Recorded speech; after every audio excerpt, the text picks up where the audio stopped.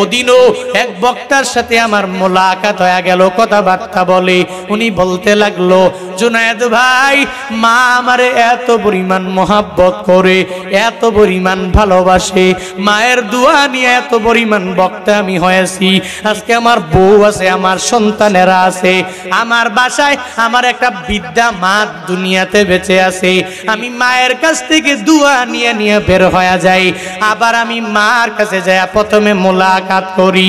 আমার বউ ঘুমায়, আমার সন্তানেরা পর্যন্ত ঘুমায়, কিন্তু আমার জনম দুঃখিনী মা, ওই মাটা ঘুমায় না। আমি বাড়ি যাওয়ার পরে প্রথমে যখন মারে ডাক দেই, আমার বউ উঠে না, আমার সন্তানেরা উঠে না। আমার মা সঙ্গে সঙ্গে আমায় ডেকে বলে, ও সন্তান, তুই যতই বাইরে থাকো, আমি মা যতই চেষ্টা করি, একটা সেকেন্ড আমার চোখে ঘুম আসে না। মায়েরা কি পরিমাণ দামি জানো ভুলার মুসলমানেরা? ওই মায়েরা এত পরিমাণ দামি, তোমার জন্য কষ্ট করেছে, দুনিয়ার কেউ করে নাই। সন্তান হইয়া যখন মা হারাইবা, তখন বুঝবা মায়ের কি পরিমাণ দাম। ছোট্ট বাচ্চাটা মায়ের কথা চিন্তা করে করে চোখের পানি ধরে রাখতে পারে না, পাগড়ি মাথায় দেওয়ার পরেও, এরপরেও চোখে মুখের মধ্যে কোনো হাসিও নাই। ওই ছোট ছেলেটা আমায় আবদার করে, হুজুর বয়ান যখন আপনি শেষ করবেন, বয়ান শেষ করার পরে হুজুর আপনি যাবেন আমার মায়ের মাকবারার সামনে দাঁড়াবেন, ওই মায়ের জন্য একটু দোয়া দিবেন, আমিও আপনার সাথে আমিন আমিন বলবো। 12 বছর হয় নাই, ছোট্ট বাচ্চা মায়ের ব্যাপারে দোয়া করার জন্য, ওই মাকবারায় যাওয়ার জন্য আমাকে উপদেশ দেয়, আমাকে আমার কাছ থেকে অনুমতি নেয়, আমাকে আদেশ করার মতো বলে, হুজুর গো, বয়ানের শেষে একটু মাকবারায় যাবেন, আর গিয়া মায়ের জন্য একটু দোয়া করে দিবেন। বয়ান শেষ হয়ে গেল, ওরে নিয়ে নিয়ে আমি মাকবারায় রওনা হয়ে গেলাম। ওই কবরের পাশে দাঁড়াইয়া সূরা ফাতিহা ইখলাস তিলাওয়াত করলাম। আমি বললাম, দুনিয়াতে কত মাকবারার সামনে দাঁড়াইয়া আমি মুনাজাত দিয়েছি, আজকে মুনাজাত আমি দিব না, এখানে মুনাজাত দিবে এই যে মা দুনিয়া থেকে বিদায় নিয়ে চলে গেল। ওই মায়ের ছেলেটা সদ্য হাফেজে কোরআন হইয়া এখনো মাথা থেকে পাগড়িটা পর্যন্ত খুলে নাই। ওই ছেলেটা তার মায়ের জন্য মাকবারার পাশে দাঁড়াইয়া মায়ের জন্য দোয়া করবে।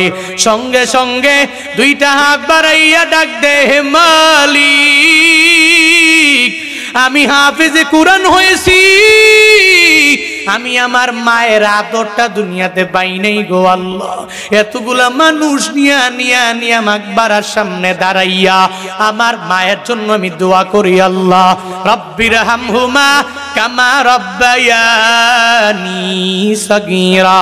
ওই মায়ের জন্য ওই মাকবারার সামনে গিয়া দাঁড়াইয়া যখন বারবার বারবার রব্বির হামহুমা কামা রব্বায়ানি সগীরা, যার ভিতরে বিন্দু মাত্র পরিমাণ লাহানে জলি নাই, যার ভিতরে বিন্দু মাত্র পরিমাণ লাহানে খফি নাই, ওই মায়ের মাকবারার সামনে ছোট্ট বাচ্চাটা সন্তান হইয়া মায়ের জন্য দোয়া করে, ও আল্লাহ, আমার মায়ের যত গুনাহ সব গুনাহগুলোকে তুমি ক্ষমা করে দাও।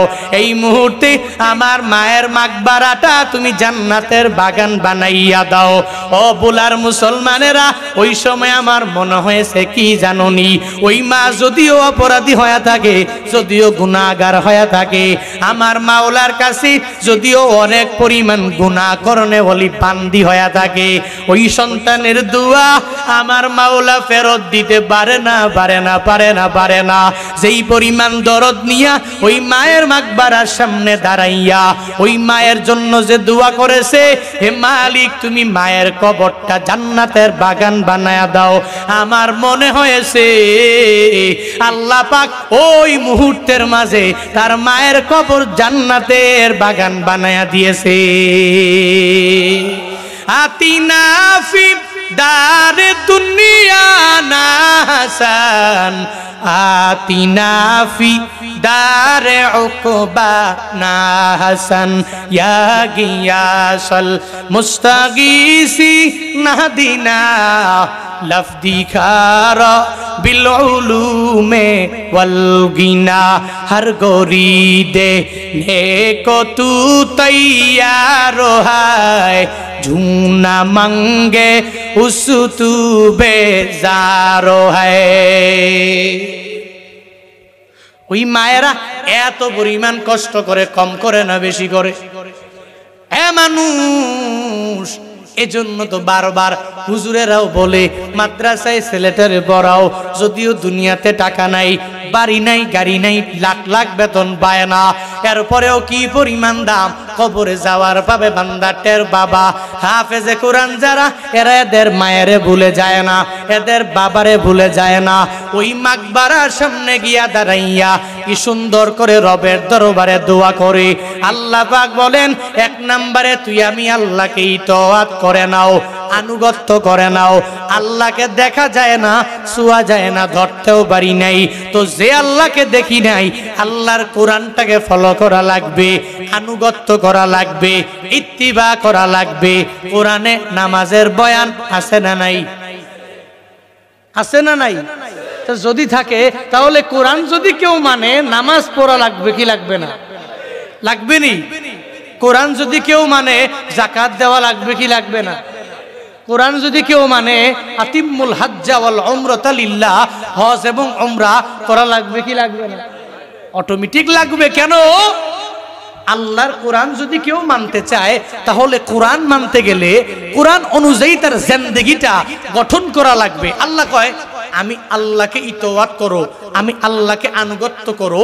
এর মানে আল্লাহকে আনুগত্য করা মানেটা কি? বলে আল্লাহকে আনুগত্য করা মানেই হলো আল্লাহর কোরআনকে আনুগত্য করা। যারা করবে তো আল্লাহকে ফলো করা হয়ে যাবে। পড়েন না সুবহানাল্লাহ। তাহলে এক নাম্বার ইতাআত কার? আরো জোরে বলেন। এক নম্বরে কার? আল্লাহর। আল্লাহর মানে কোরআনের। আল্লাহ পাক সেই তৌফিক দান করুন। এক নম্বরে কে?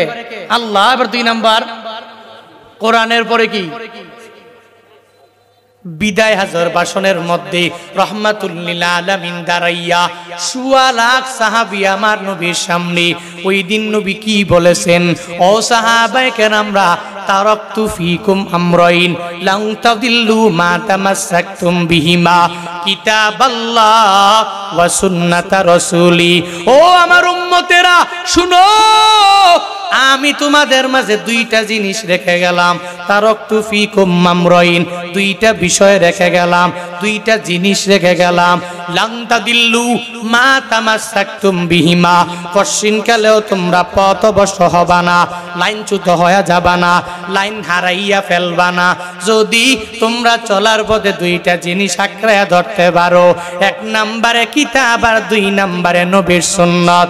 এক নম্বরে কোরআন, দুই নম্বরে হাদিস। এই দুইটা জিনিসের আঁকড়ায়া ধরা লাগবে। ও বুলার মুসলমানেরা, ও লালমোহনের মুসলমানেরা, আল্লাহ পাক এজন্যই তো কোরআনের মধ্যে জানায়া দেয়, এক নম্বরে আমি আল্লাহর ইতাআত তুমি করে নাও, দুই নম্বরে নবীরে আনুগত্য করে নাও, নবীর ইতাআত করে নাও, নবীরে ভালোবেসে নাও, নবীর সুন্নতের উপরে আমল করে নাও। নবীর ভালোবাসা কেমনে হয়ে যাবে? মান আহাব্বা সুন্নতি ফাকাদ আহাব্বানি ওয়া মান আহাব্বানি কানা মাই ফিল জান্নাহ। রাহমাতুল লিল আলামিন বলেন, যদি কেউ আমারে ভালোবাসতে চাও তাহলে আমার সুন্নতের ভালোবাসো, মানে আমার সুন্নত দ্বারা জিন্দেগিটাকে তোমরা গঠন করে নাও। আর আমার সুন্নত যারা মানবে, আমি আল্লাহ এদেরকে মায়া করে আমার আল্লাহ নবীর সাথে আর তার সাথে একসাথে জান্নাতে ঢুকাইয়া দিবে। নবীর সুন্নতের আমল করা নবীরে ভালোবাসার সমান। যদি বললাম নবী আপনারে ভালোবাসি ভালোবাসি ভালোবাসি, জান দিয়া ভালোবাসি, প্রাণ দিয়া ভালোবাসি, এটা শুধু জবান দিয়া বললাম, কিন্তু অন্তর দিয়া আমি সুন্নতের আমল করে বুঝাইতে পারলাম না, কার্যে পরিণত করতে পারলাম না, তাহলে কি নবীরে মানা হলো নি? কথা বলো না কেন? মানা হলো। মানা কেমনে? এক প্রেমিকা প্রেমিকা প্রেম করে। আমগো সমাজে যুবকরা যুবতী মাইয়াগুলোকে প্রেম করে না? আরে বাপরে বাপ, এই যুবতীর লেগে এত পরিমাণ পাগল পারা, দেখবেন বারবার কয় আমি তোরে ভালোবাসি, আমি তোরে ভালোবাসি, তুই ছাড়া বাঁচবো না, তুই যদি আমার বউ না হো তাহলে আমি জিন্দেগিতে বিয়াও করবো না। এভাবে বিভিন্ন কথা দুইজনের বলে, এত ভালোবাসে। এবার যুবতী মাইয়া কয় একদিন তারা টেস্ট করবো আসলেই কিতে আমার ভালোবাসে নাকি মজা করে, আমাকে সেক দিয়ে কয়দিন করে চলে যা। টেস্ট করার জন্য কয় তুমি আমার জন্য এই যেটা বিকাশ নাম্বার দিলাম, একটা বড় বিপদে পড়ছি, 20,000 টাকা পাঠাও। এত কয় খাইছে রে, তোমারে ভালোবাসি ঠিক আছে, মহাব্বত করো ঠিক আছে, কিন্তু টাকা দিয়া তো এত ভালোবাসা আমার দরকার নাই, যদি না দেয়। এবারে মাইয়া কয় এই যে হারা জিন্দেগি লাগাইয়া আমারে কইলা আমি তোমারে ভালোবাসি ভালোবাসি, এ প্রত্যেকটা ছিল ফেক, হাকিকি তুমি আমারে বিন্দু মাত্র ভালোবাসো না, তুমি কার্যে পরিণত করে দেখাইয়া দিতে পারো নাই তুমি যে আমারে ভালোবাসো। তো নবীরে ভালোবাসি ভালোবাসি শুধু বললেই হয় না, নবীর সুন্নতের আমল করে এর উপরে ভালোবাসা দেওয়া লাগে। বছরে একবার 12 রবিউল আউয়াল আসলে বিশ্ব নবীর আগমন শুভেচ্ছার স্বাগতম বলে বলে র্যালি করলেই পরিপূর্ণ হক আদায় হয় না। নবীর সুন্নতের প্রত্যেকটার উপরে আমল করলে নবীর একজন খাঁটি সুন্নতি আহলুস সুন্নাতুল জামাতের অন্তর্ভুক্ত হওয়া যায়। চিল্লা এখন ঠিক কিনা? কিন্তু আমাদের সমাজে এমন কিছু ব্যক্তিরা আছে কি মনে করে বছরে একবার আমি র্যালি করব, যারা করবে না এ নবীর দুশ্মন, মানে হ্যাঁ করছে এ নবীর বড় আশেক, নাই গালে দাড়ি, পড়ে না নামাজ, এই যে সারাদিন নবীর আগমন শুভেচ্ছা স্বাগতম বলছে, পুরা দিন খালি বললই, কই জোহর, কই আসর, কই মাগরিব, কই এশা, কই গেল। আল্লাহ পাক বলেন আমি আল্লাহকে ইতাআত করে নাও, আমি আল্লাহকে আনুগত্য করে নাও। 2 নাম্বার আল্লাহর পরে নবীর আনুগত্য করো, নবীরে মহাব্বত করো, আমার নবীরে ভালোবাসো। কি পরিমাণ ভালোবাসা লাগবে, সাহাবায়ে কেরামের মানদণ্ড বানাও। কেমন মানদণ্ড বানাইবা? এরা এদের জিন্দেগি দিয়া দিল, এরপরেও নবীর প্রেমে বড় প্রেমিক হয়ে গেল, এরপরেও কি পরিমাণ ভালোবাসলো। রাহমাতুল লিল আলামিনের একজন মুয়াজ্জিন ছিল কালো, যেই মুয়াজ্জিনের নাম কি মনে আসেনি নাম? ওই বেলাল মসজিদে নববীর মুয়াজ্জিন। মসজিদে নববীতে প্রত্যেক বেলা বেলা বেলাল আযান দিয়া দেয়, নবীর পক্ষ থেকে বেলাল নির্বাচিত হয়ে গেল। যদিও কালো, এরপরেও অনেক পরিমাণ দামি। প্রতিদিন বেলাল ওই মসজিদে নববীর মিনারায় দাঁড়াইয়া সবাইরে ডাক দেয়, ও সাহাবীরা নামাজের দিকে দৌড়াইয়ায়, ও সাহাবীরা তোমরা কল্যাণের দিকে দৌড়াইয়া আসো। বারবার বারবার ডাকে। একদিন নবীজি অনুমতি পাইয়া ওই ফজরের আযানের সময় হঠাৎ করে সাউন্ড দিয়া দিল, হাইয়া আলাল জিহাদ। মুয়াজ্জিনের আযান দেয়, হাইয়া আলাস সালাহ, নামাজের দিকে আসো। এরপরে আযানে বলে হাইয়া আলাল ফালাহ, যদি নামাজের দিকে আসো তাহলে তোমাদের অনেক ফায়দা হবে, তোমরা সফল হয়ে যেতে পারবা, তোমরা সফল কাম হয়ে যাবা। হযরতে বেলাল হঠাৎ করে ফজরের আযানে দিয়া দিল, হাইয়া আলাল জিহাদের সাউন্ড দিয়া দিল, জিহাদের দিকে আসো, তোমরা সবাই যুদ্ধের ময়দানে যাওয়া লাগবে। কার কার তরবারি আছে তরবারি নিয়া নিয়া নিয়া নিয়া চলে আসো। মসজিদে নববীর পাশে এক আল্লাহর বান্দি বেলালের এই সাউন্ড শোনার পরে চোখের পানি ধরে রাখতে পারে নাই, অটোমেটিক অশ্রুগুলো জরে জরে জরে জরে পড়ে। পাশে তার 7 বছর বয়সী একটা সন্তান শুয়ে রইল। মায়ের চোখের পানির কান্না, ওই কান্নার 2 ফোঁটা চোখের পানি বাচ্চার উপরে গড়ায়া গড়ায়া পড়লো। পড়ার পরে বাচ্চা ঘুম থেকে লাফ দিয়া যখন জেগে যায়, তাকাইয়া দেখে মা চোখের পানি ফালায়া ফালায়া কান্না করে। সন্তান ছোট, যদি দেখে মা চোখ দিয়া পানি পড়ে তাহলে কশিন কালেও নিজের ধরে রাখতে পারে না। চাচা আবু তালেব যতই যতই যতই যতই নবী বলে এরপরেও তো মানতে রাজি না। আল্লাহ পাক জিব্রাইল পাঠাইয়া জানায়া দিলেন, ও জিব্রাইল দৌড়াও, আমার নবীর কাছে গিয়া জানাইয়া দাও, নবীকে বলে দাও, ওই নবীকে বলো ইন্নাকা লা তাহদি মান আহবাবতা ওয়ালাকিন্নাল্লাহা ইয়াহদি মান ইয়াশা। জানাইয়া দাও আমার আল্লাহ যারা হিদায়াত দেয় এমনিতেই দিয়ে দেয়। নবীকে আপনার চাচা আপনার বড় মহাব্বতের হতে পারে, কিন্তু হিদায়াত যদি কপালে না থাকে এরপরও এরে ধরবে না।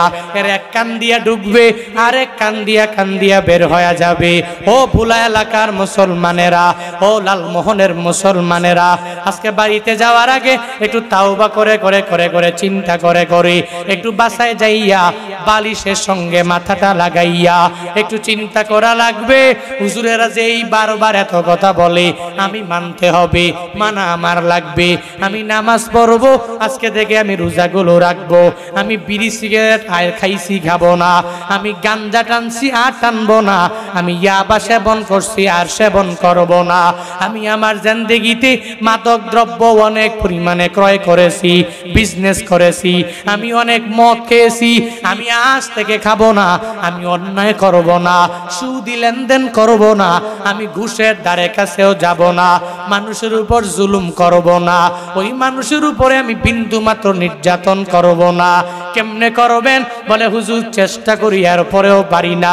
বালিশের সঙ্গে মাথাটা লাগাইয়া একটু চিন্তা ভাবনা করবেন, দেখবেন অটোমেটিক আপনার ভিতরে রবের ভয় চলে আসবে।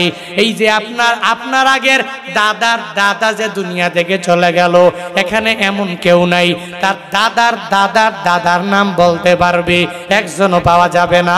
তার দাদার দাদার দাদার কবরটা কোথায় হয়ে গেল ওই কবরের ব্যাপারেও কারো ধারণাও নাই, তার নামটা পর্যন্ত অনেক বান্দাগুলো জানে না। হে বান্দারা, একটু যদি চিন্তা করে না, আমিও তো মারা যাব, তুমিও মারা যাবা, সবাই মারা যাবে। মারা যাওয়ার আজ থেকে 300 বছর পরে আমার কবরটা কোথায় কেউ জানবে না, আমার নামটা পর্যন্ত অনেকে ভুলে যাবে। কিন্তু এদের জন্য আমি ভোলা লালমোহনে জায়গা কিনে রাখলাম, এদের জন্য আমি দোকান দিয়া গেলাম, এদের জন্য বাড়ি করে গেলাম, এদের জন্য গাড়ি করে গেলাম। কার জন্য করলাম? এরাই তো আমার নামটাও মনে রাখবে না, আমার বাড়ি এরা খাবে, আমার দোকানে রাখাবে, আমার সব টাকা পয়সা গুলো এরা নিজেরাই ভোগ করবে, কিন্তু এরা আমার নামও মনে রাখবে না। আমার মাকবারার পাশে গিয়া দাঁড়াইয়া আমার জন্য একটু চোখের পানি ফালাইয়া দোয়াও করবে না। ও বান্দারা, এই চিন্তা নিয়ে যদি চলেন তাহলে সুদি কারবার হবে না, মানুষের উপর জুলুম করতে পারবেন না, নির্যাতন করতে পারবেন না।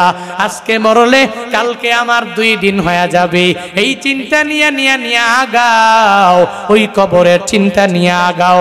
আজকের এই মাহফিল থেকে 1 নম্বরে রবের ইতাআত করব, আর 2 নম্বরে রহমাতুল্লিল আলামিনের সুন্নতের উপরে চলার পথে আমল করার জন্য চেষ্টা করব। কারা কারা পারবেন 2টা হাত তুইলা মালিকের দেখায়া দেন। হে দয়ার মালিক, কুদরতের নজর দিয়া তুমি তাকায়া দেখো আল্লাহ, এই ভোলা লালমোহনের মানুষেরা আমি গুনাহগারের বয়ান শোনার পরে এরা 2টা হাত বাড়াইছে। আল্লাহ, সবাইরে তোমার ফলোয়ার বানায়া দাও, তোমার কোরআনের ফলোয়ার বানায়া দাও আল্লাহ। নাস্তিকতা নিপাত যাক, দিন ইসলাম জিন্দাবাদ, নাস্তিকতা নিপাত যাক, দিন ইসলাম জিন্দাবাদ। কোটি প্রাণে একই আওয়াজ, ক্ষুধাদ্রোহী ছাড় পাবে না, এই বাংলা এটাই হবে না। মুসলমানরা জেগেছে জোর কদমে সামনে চলো, বজ্র কণ্ঠে আওয়াজ তুলো, সবাই মিলে একই তালে দাও না স্লোগান, লিল্লাহে তাকবীর, নারায়ে তাকবীর, দিন ইসলাম, দিন ইসলাম জিন্দাবাদ, জিন্দাবাদ।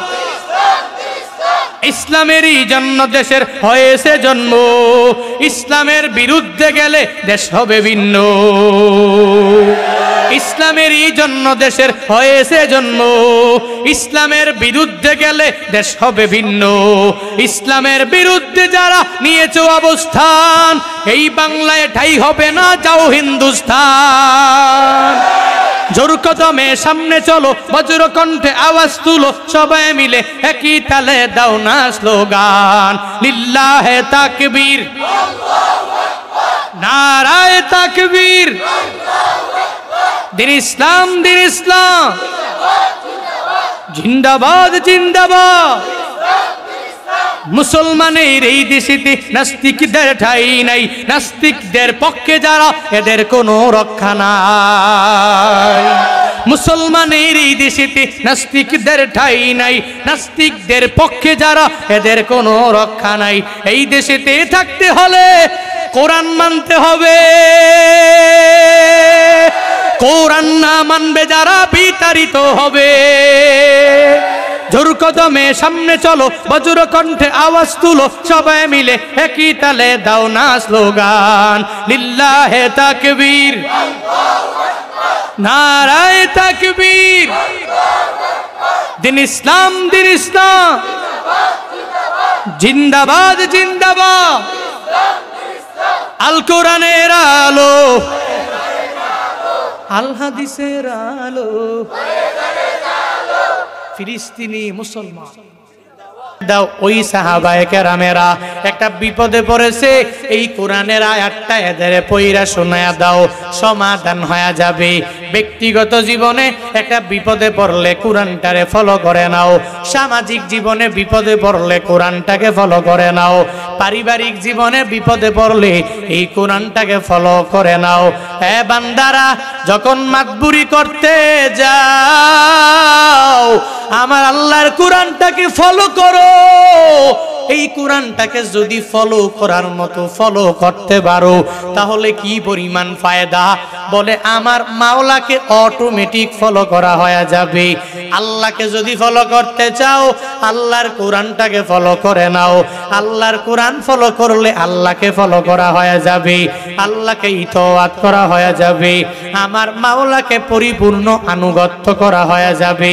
এজন্য তো চলার পথে কোরআনটারে পুঁজি বানানো লাগবে, বিপদে পড়লে কোরআনটা খুলে খুলে সমাধান বের করা লাগবে। কিন্তু কপাল বড় খারাপ, আমগো সমাজের লোকেরা এখানে যারা বয়ান শুনতে আসছে অনেকে আছে নিজে খাঁটি একজন মুসলমান, বড় ইমানদার, কিন্তু কোরআনটারে এখনো পর্যন্ত তিলাওয়াত করতে পারে না।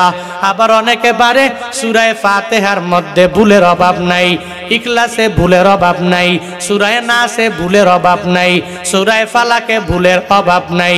কোরআন পড়ে লাহানে জলি আর লাহানে খফিতে ভরা।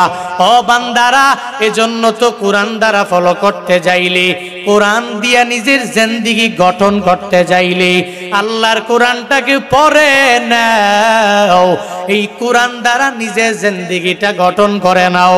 উলামায়ে কেরাম বিভিন্ন জায়গায় গেলে মাদ্রাসার ব্যাপারে বয়ান করে কি করে না? করেনি? কোরআনের ব্যাপারে বয়ান করে, হাদিসের ব্যাপারে বয়ান করে, মাদ্রাসার ফায়দার ব্যাপারে বয়ান করে। তুলাবায়ে ইলমের দিন যারা, এদের কি পরিমাণ ফজিলত এই ব্যাপারে উলামায়ে কেরামগণ কি পরিমাণ বয়ান করে। বারবার বারবার পায়ে ধরে বলে, মাদ্রাসায় ছেলেটারে দাও তোমার ফায়দা হয়ে যাবে, মাদ্রাসায় ছেলেরে দাও তোমার অনেক পরিমাণ উপকার হয়ে যাবে। আমি প্রায় জায়গায় গেলে ইন্সপায়ার করার জন্য একটা ঘটনা বলি। গত বছর আমার এক প্রোগ্রাম ছিল কুড়িগ্রাম জেলা, কুড়িগ্রামের নাগেশ্বরী উপজেলা। অনেকে চিনে অনেকে চিনে না। ওই জায়গায় বয়ানে যাওয়ার পরে প্রথম বক্তার বয়ানে আমাকে দিয়ে দিবে, ওই জায়গায় আমি বয়ান করব। সব বক্তারা বয়ান শেষ করে দিল, পাগড়ি মাথায় দিয়ে দিব। আজকেও এই জায়গায় হুফাজে কোরআনদের মাথার মধ্যে পাগড়ি দেওয়া হলো। এদের সিনার মধ্যে আল্লাহ 30 পারা কোরআনটারে কত সুন্দর করে ঢুকায়া দিলেন। এরা বড় দামি, এরা আসমানের নিচে জমিনের উপরে বড় সম্মানী। অবুলা এলাকার মুসলমানেরা মনোযোগের কান লাগায়া শুনো, নিজের ছেলেরে একজন হাফেজ বানাইলে কি পরিমাণ দাম। নিজের একটা ছেলেরে হাফেজ বানাইলে দুনিয়াবি লাইনে যদিও কোনো ফায়দা নাই, আখিরাতের লাইনে ফায়দার কোনো অভাব নাই। কবরের জীবনে গেলে ওই জায়গায় ফায়দার কোনো শেষ নাই। ওই মাদ্রাসার প্রোগ্রামে আমি বয়ান শুরু করার আগে সভাপতি সাহেব মাদ্রাসার ব্যাপারে বিভিন্ন বক্তব্য দেওয়ার পরে হঠাৎ করে চোখ দিয়া বেবে টপ টপ করে পানি পড়ে। আমি বললাম, সভাপতি সাহেব চোখের পানি ফালাইয়া কান্না করার কারণ কি? উনি বলে হুজুর একটু পরে আপনার হাতে 6 জন হাফেজে কোরআন, এরা মাথার মধ্যে পাগড়ি নিয়ে নিয়ার পরে বাসায় যাবে। এদের মাঝে একটা ছেলে আছে, যেই ছেলের মাটা দুনিয়ায় নেই। আপনি তার মাথায় হাত বুলাইয়া ওই ছেলের জন্য একটু সুন্দর করে দোয়া করে দিবেন, কারণ এই জগতেই ওই ছেলেটা দুনিয়াতে আসার পরে মা কি জিনিস, ওই মায়ের আদর নিয়া নিয়া নিয়া সুন্দর করে চলতে পারে নাই। হুজুর আপনি যখন মাথায় পাগড়ি দিয়া দিবেন, ওই ছেলেটাকে সুন্দরভাবে একটু দোয়া করে দিবেন, তার মাথায় হাত বুলাইয়া তার জন্য আলেম হওয়ার ব্যাপারে দোয়া করবেন। সভাপতি সাহেব এটা বলে বলে চোখের পানি ফালাইয়া দিল। উনি কথাবার্তা শেষ করার পরে আমি সবার মাথার মধ্যে যখনই পাগড়ি দিয়া দিব, 5 জন ছেলের মাথার মধ্যে আমি পাগড়ি ঘুরাইলাম। এদের চোখে হাসির অভাব নাই, এদের মুখের মধ্যে হাসির অভাব নাই, কারণ এত বড় ময়দানের মাঝি প্রথম বক্তার হাতে পাগড়ি, তার মনটা কি পরিমাণ বড়, এত পরিমাণ বড় হয়ে গেল, মুখের মধ্যে হাসির কোনো অভাব নাই। চোখগুলো দেখলে মনে হয় চোখগুলো হাসে। কারণ কি জানেননি? কারণ তার অন্তরের মাঝে 30 পারা কোরআন ঢুকাইছে। এমনিতেই তো মনটা অটোমেটিক ভরে যায়। আবার এতগুলো মানুষের সামনে মাথার মধ্যে পাগড়ি ঘুরায় হুজুরেরা, সবাই সম্মান করে, সবাই তার নামও ঘোষণা করে। ছোট ছোট বাচ্চারা হাফেজে কোরআন যারা, এদের চোখে মুখের মধ্যে হাসির কোনো অভাব নাই। কিন্তু ওই লাশ